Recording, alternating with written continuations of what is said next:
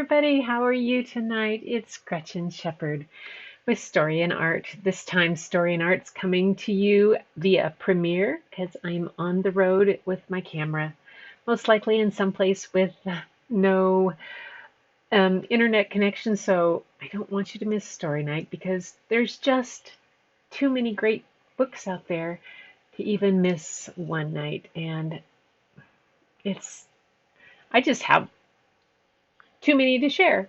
So I'm not going to miss a night, so I can record some when I'm gone, and you can listen to it at your leisure or join us on this premiere. Anyway, tonight's book is by an author that I've read before, and that is Patricia Polacco.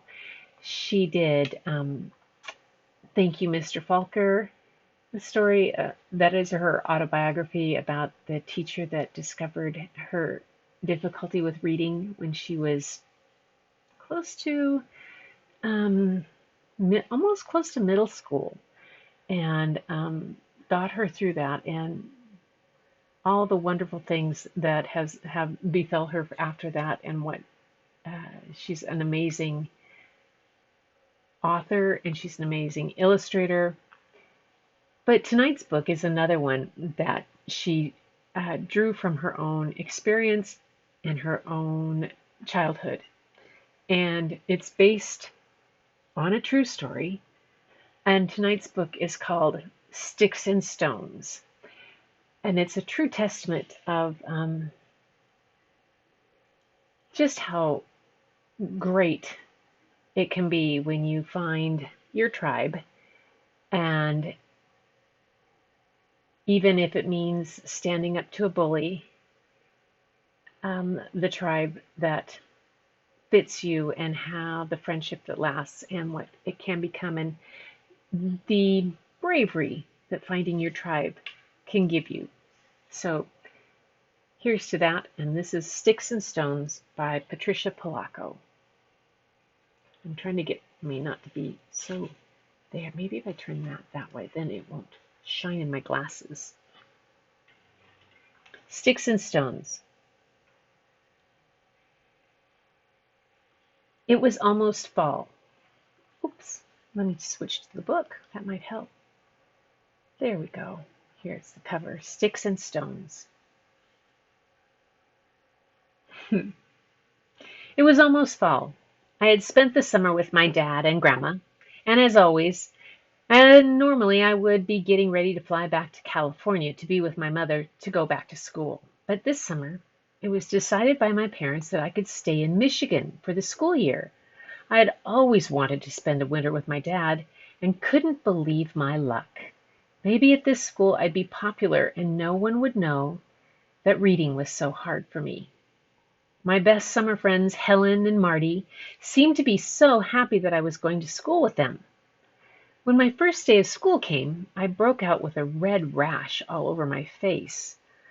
Of all the times to have my face full of big red splotches.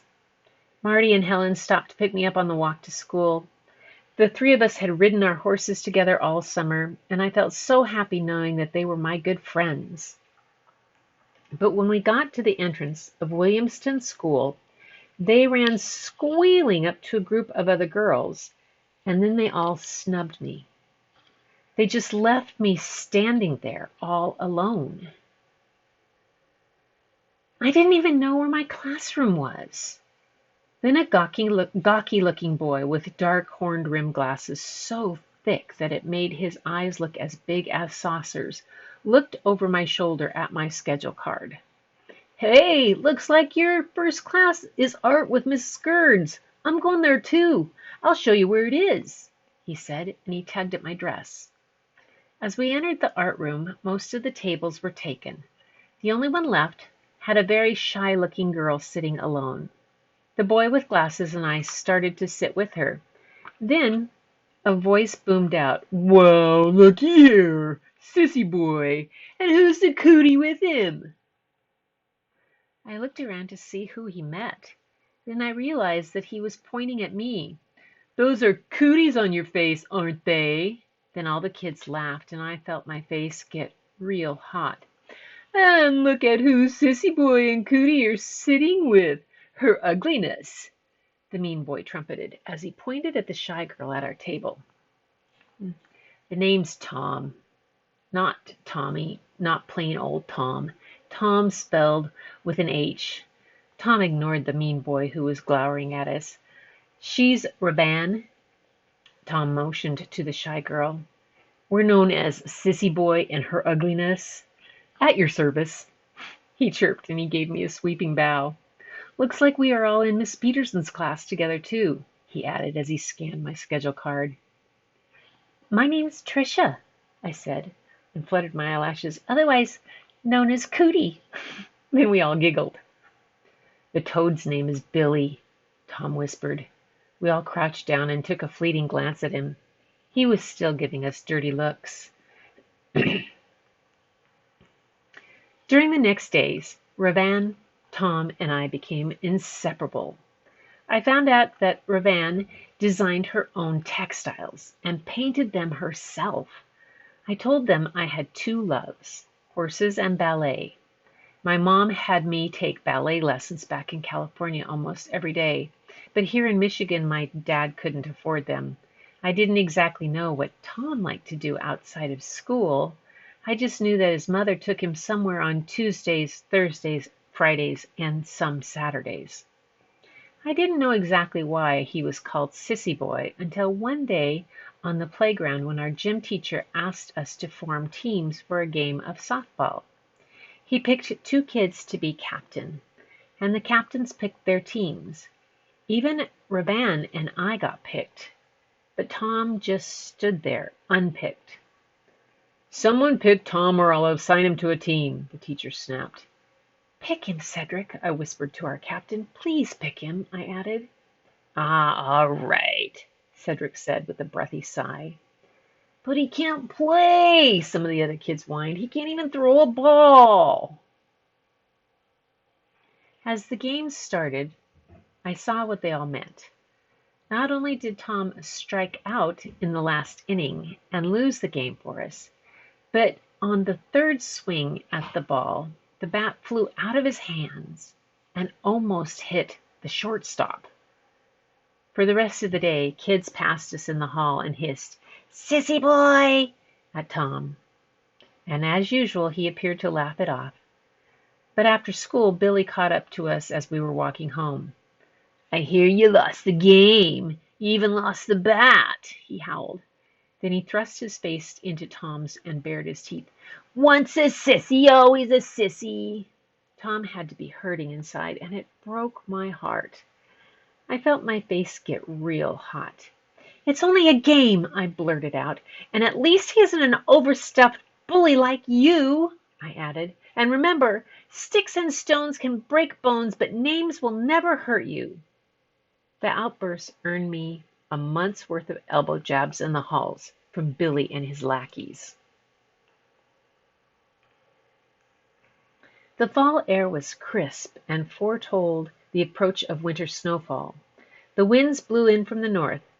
It was a Saturday, and Tom had invited Ravan and me over to his farm. He lived in a big old farmhouse on top of a hill. It was the same farmhouse that my mom and dad had lived in when they were first married. My parents were now divorced, and so were Tom's. As I walked up the steep drive, I could see him and Ravan out in the field on the side of the house. When I caught up to them, they were both holding the most beautiful kites I had ever seen. Ravan made them, Tom crowed as he grinned. I've never seen anything like these, Ravan, I said to her, and she smiled and looked at the ground, blushing. She made them out of silk and hand-painted them. Here's yours, Tom said as he put the most beautiful one in my hands. Let's make them fly. Tom sang out as he ran, trying to catch the wind with his kite. We all ran with our kites until they caught the wind. The kites rose, the string on our spindles making whirring sound. When we pulled on the kites, they darted higher. When we relaxed the string, they dove and circled. Then Tom started running across the pasture with his kite, skimming the tall grass. It was almost as if he were flying. Later, we staked the kites and lay in the tall grass and watched them soar. Ravan hardly ever spoke, but when she did, she always said something that came from deep inside. Cumulus clouds above rolled and made shapes that we called out to one another. A ship, a four-master, a schooner, I called out. On the tossing sea, Ravan said quietly. People on deck, said Tom. We watched the ship sail across the sky through our glorious kites, with their streamers moving like jellyfish in the sea. Those people, they're best friends, just like us, Tom said. I wonder where they're going, I mused. Who cares? They're together. That's all that counts, Tom said as we clasped hands. Most of the leaves of fall had fallen. Nights were getting cooler, and the scent of coming snow was in the wind. Halloween night had arrived. It was a Thursday, but Tom was home. He invited Ravan and me over to his house to start our trick-or-treating there. He wouldn't tell us what he was going to be. It was the first time I had ever been inside his house. I kept thinking that something should be familiar to me, but it wasn't. Come on, Tom called from the top of the stairs. Ravan and I rushed up. So this is your room? I said, almost in a whisper. Since we used to live there when I was little, I wondered if it had been my room once. The walls were covered with posters from ballet companies all over the world. In his bookcase were magazines that I recognized as the kind sold at ballet performances. I picked one up. This is Sadler Wells Ballet from England. I have one just like it, I said. My mother had taken me to see the Sadler Wells Ballet in San Francisco when I was only 8. Tom pointed. Look, there's Margot Fontenin and Moira Shearer. They were the finest dancers in the world, or they are the finest dancers in the world. Moira Shearer was my favorite movie, I started to say. Red Shoes, Tom finished my sentence. Suddenly, I knew where Tom went on Thursdays, Tuesdays, Fridays, and every other Saturday. Do you dance, Tom? Do you take ballet? I said as I touched his hand. And he looked intently at me for a minute. Then he leaped right into the air and pulled his toes into perfect points. Ravan smiled. She had known all along. I thought it was wonderful, but I wondered what Billy would say or do if he knew. It was getting dark outside, and it was time to dress for Halloween. I wore an old suit of my dad's and made up my face to look like a hobo. When Ravan put on a flowing dress of silk she had sewn and hand-painted, I couldn't believe my eyes. When she pulled her hair back and clipped it, she was beautiful. Then Tom walked in. He was in the middle of a wicker basket that had holes for his legs and wrinkled clothes hanging out. I'm dirty laundry, he chirped and danced across the room. Every house we went to, people oohed and awed over Ravan's dress. They liked my costume too, but everyone thought Tom was the most original and funniest they had seen. After we had collected as much candy as we could carry, we started home, laughing and teasing one another about who had the most candy. We were almost to Tom's when Billy and his toadies jumped out from behind Mrs. Adams' old Ford. Hey, look, it's Sissy Boy, her ugliness, and Cootie, he sneered. We tried to walk by him, but he blocked our way. Then he and the others grabbed our bags of candy. Thank you, Sissy, Billy oozed. Then he gave Tom a big shove. Tom just stood there. I said, thank you, Sissy, he shoved Tom again. Still, Tom didn't move. I didn't know where my voice came from, but I found myself screaming at Billy. Leave him alone, you great big bully. Pick on someone your own size. Billy's beady little eyes drilled holes through me. Then the light flicked on Mrs. Adams' porch, and he sneered at me one last time and ran away. I just knew that Tom was really going to be in for it now. The Christmas holiday went by as they should. I don't think I shall ever forget the evening when Tom and his mother took Ravan and me to see the Nutcracker Ballet in Lansing. The four of us sat huddled together. I looked at Tom's face from time to time. His face was full of wonder when the mice were dancing and fighting the wooden soldiers, and when the sugar plum fairy danced in a line across the stage. I don't think I'd ever seen pure rapture in anyone's eyes until then. In February, when the Valentine box was opened and Valentines were handed out to every kid in class, Tom only got 2, from Ravan and me. "What?" he whispered to me. "No Valentine from Billy?" And he grinned. That was Tom, turning a bad situation into an okay one. How I admired him. It was the cold winter, and the whole school was abuzz about the production the school put on at the end of every year, the talent show. Just about everyone put together some sort of act, dancers, singers, yodelers, tumblers. The show was so big, even parents came. Ravan, Tom, and I weren't sure if we would be in the show or not, if we wanted to be. But we liked to sit in the bleachers in the gym after school and watch the other kids practice. Tom always said something encouraging to say almost every kid that performed. "Good job, Cheryl," he said after she tap danced. "Hey, Danny, you nailed that balance beam." One day after rehearsal, we were in our usual place in the gym when the coach set up bars for the track team to practice the high jump. Billy was the captain, and the main claim to fame was the high jump. But after he cleared 5'3" mark up to 5 But after he cleared the 5'3" mark up to the 5'9" mark, we watched him make runs at the bar and miss again and again and again. "Billy," the coach said, "you have to nail this.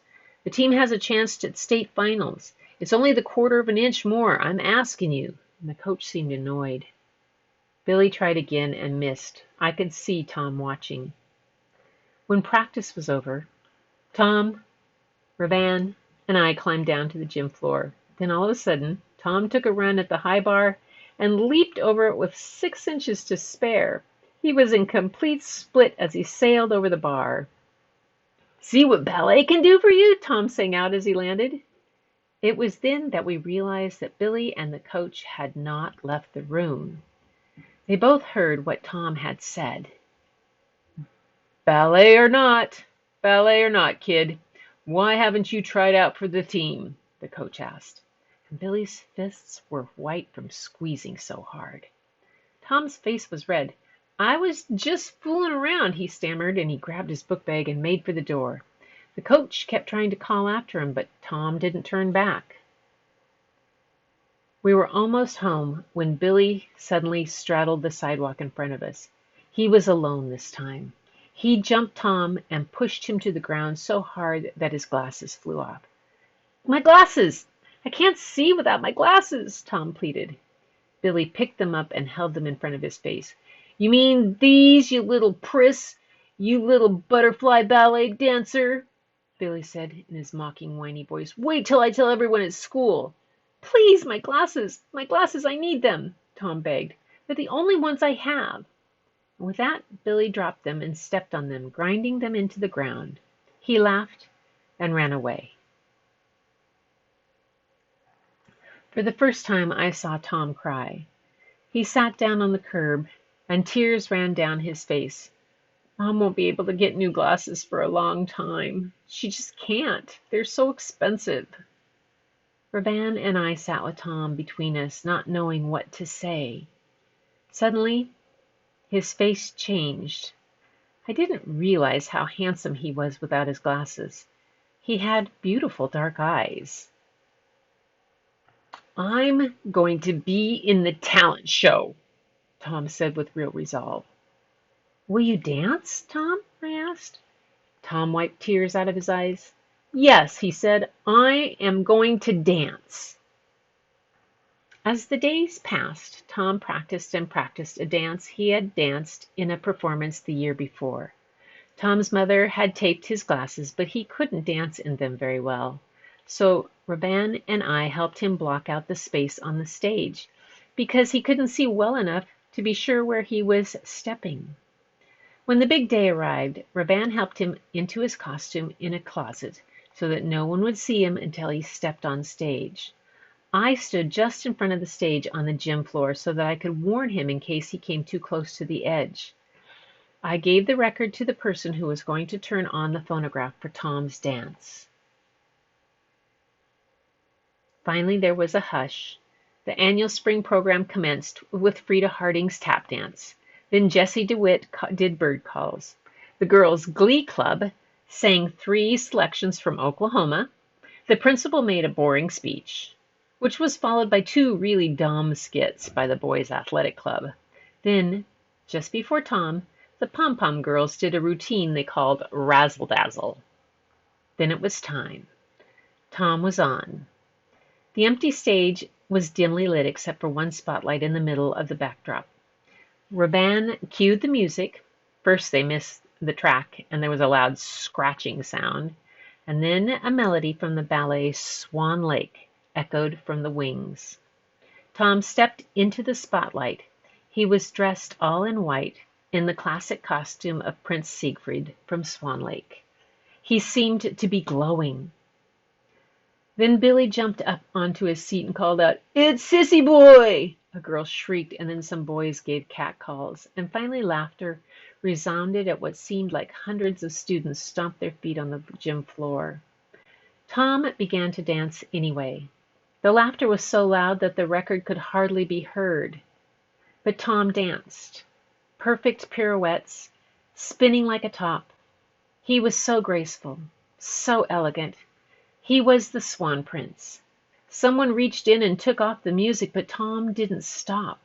He didn't even need the music. His leaps were high and powerful, athletic. At times he looked as if he were suspended on a wire, and Tom kept dancing. The catcalls and laughter and jeering started to die down. Tom kept dancing. He leaped and turned, making sweeping steps across the stage. Finally, there was complete silence. All that could be heard was the shuffle and thumps of Tom's feet landing on the wooden stage. Then, before it was even over, there was the sound of a single person clapping. Then another, and another. The room exploded. The thunder of clapping moved in one huge wave toward the stage. Tom finished his dance with a grand leap, landing in the center of the stage. Then he bowed. One by one, kids rose to their feet, clapping and cheering. Soon the entire auditorium was standing, the sound of their whistles cheering and deafening. Tom received a standing ovation that lasted a full 4 minutes. I counted. When I gave him his glasses his mother had taped together, tears rolled down my face. "Tom, I've never seen anything so brave in my life," I sobbed. "I was so worried when you said you were going to dance today, but you showed them. You showed them. And they loved you too." No one ever laughed at him again, and the only name they knew him by was Tom. Not Tommy or Tom. Thom. Tom. I returned to California after that summer and resumed my schooling and my own ballet classes there. Every summer when I returned to Williamston to see Dad, I always made time to see Tom and Ravan. And they made time for me. The last the 3 of us were together was the summer of our 18th birthdays. At the end of that summer, just before I left, we all stood on that windy hill above Tom's house. I was set to go to art school in the fall. It turned out that I did that better than ballet. Ravan was going to apprentice with a dressmaker in Chicago. Tom had been accepted to a New York ballet school. We clasped hands.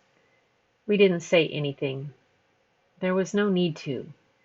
We knew that moment would be in our hearts as long as we lived. And an author's note. Dear readers, it's hard to believe that Tom's dance was over 50 years ago. He still lives in New York City and is now retired as the artistic director of the American School of Ballet. Ravan lives in Paris and is retired after an incredible career as a fashion designer. As for Billy, I just hope that he outgrew being a bully because there is no place in a kind world for bullies. Then there's me. Well, you already know what I do. I make books just for you. I'm grateful that I can, and I'm grateful for Tom and his story. It pleases me that you will know him now.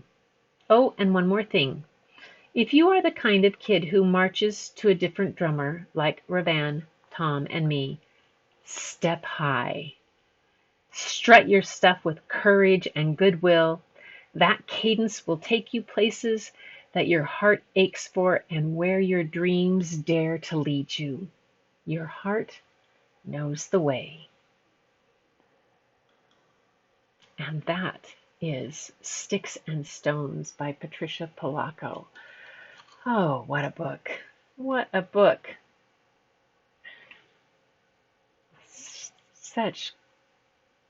I just feel, I love it that she has put these wonderful stories from her childhood into these books that tell such a great story and speak to us in so many different ways. For those who march to that different drummer, strut high.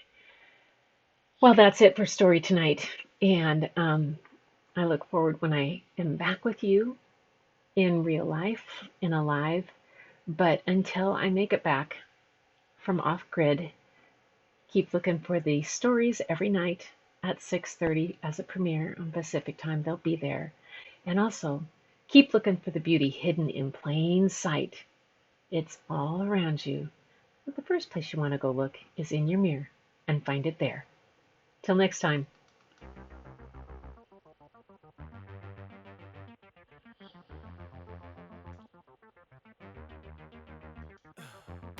In the heathen